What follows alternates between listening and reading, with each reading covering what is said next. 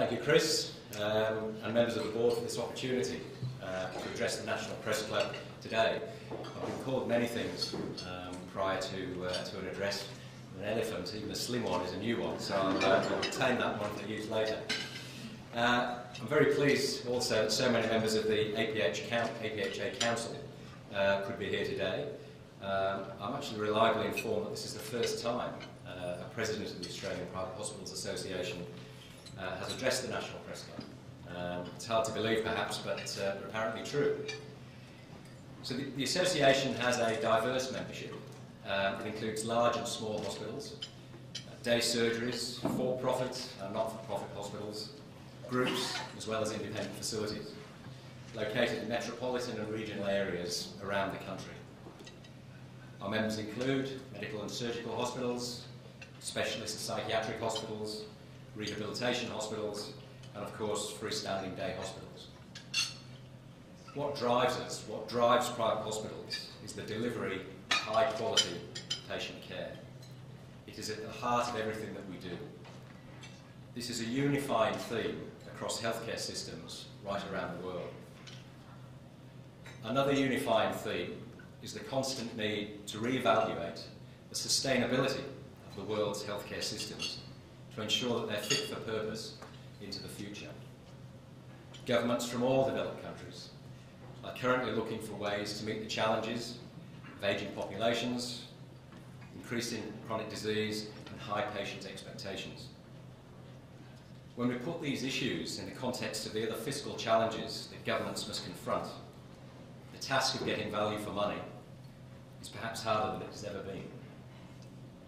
Here in Australia, the recently released Intergenerational Report recognised the significant increase in costs for the healthcare system that the ageing and expanding population will create.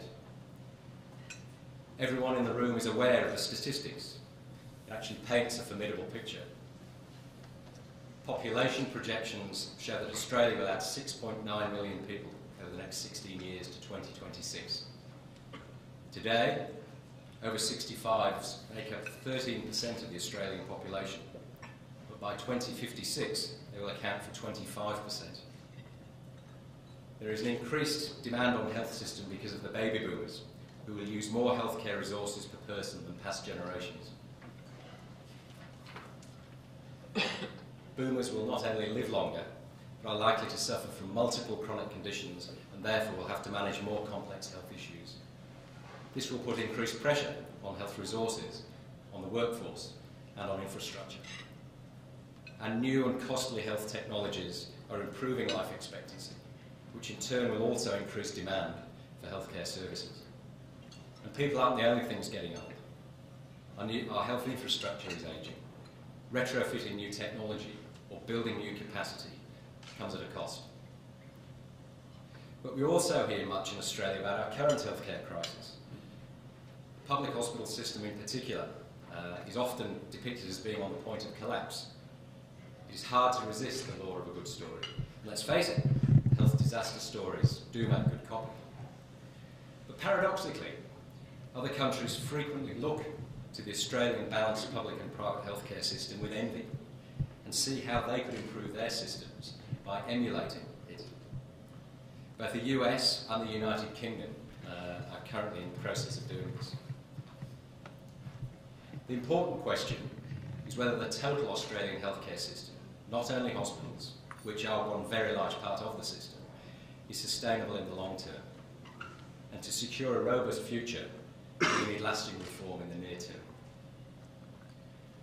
If I can focus on hospitals, it has always been the APHA's desire and intention to see the public and private parts of our hospital system working well together for the benefit of the patient and the community as a whole. But unfortunately, the learning, experiences and opportunities private hospitals provide aren't always part of the main game, and they need to be. We argue that it is in Australia's best interests for the often ideological barriers between the sectors to be removed. Before that can happen, there needs to be a greater understanding of what private hospitals do, and it's our responsibility to promote that understanding.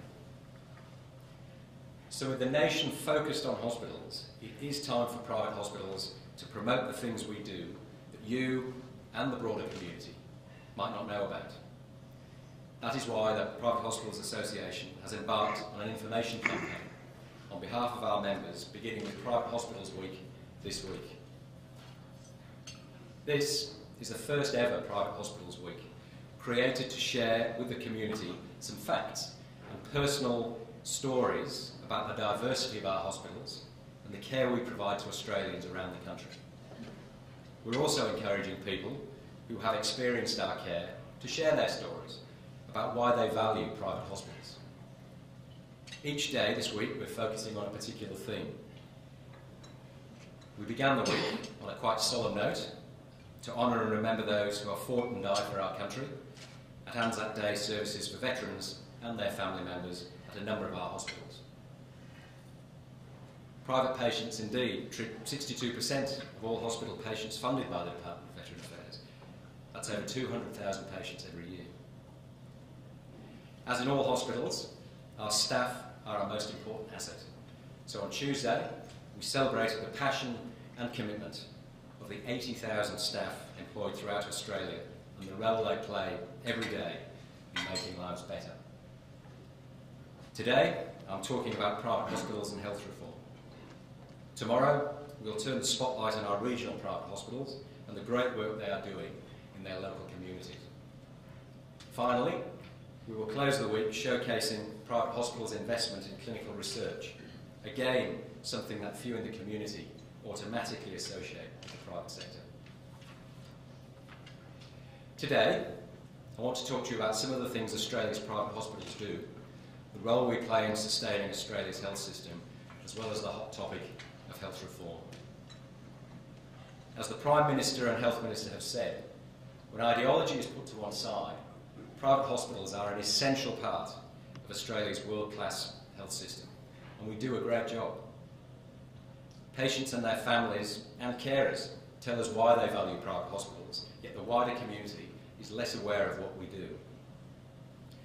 Late last year, we commissioned some research to understand the level of knowledge and depth of feeling in the community about the healthcare system, about private hospital services, and about our role.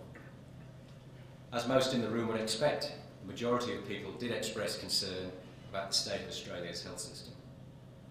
Again, unsurprisingly, the majority said public hospitals would not cope if people left the private systems. And 2/3 agreed that Australia needs both public and private hospitals to meet the healthcare needs of Australians. That was good to know, and it reinforces the need for both sectors to work together to create a system that is robust and also resilient in the face of increased pressures and demands. But when we asked the questions about people's understanding of what private hospitals do on a day-to-day basis, their level of knowledge was at best patchy, and many of the old myths still remain. As many as 1/3 of respondents did not know that private hospitals offer the same services as public hospitals. There is still a perception that what we do is limited to minor conditions, maternity services, or lumps and bumps, as it's sometimes described.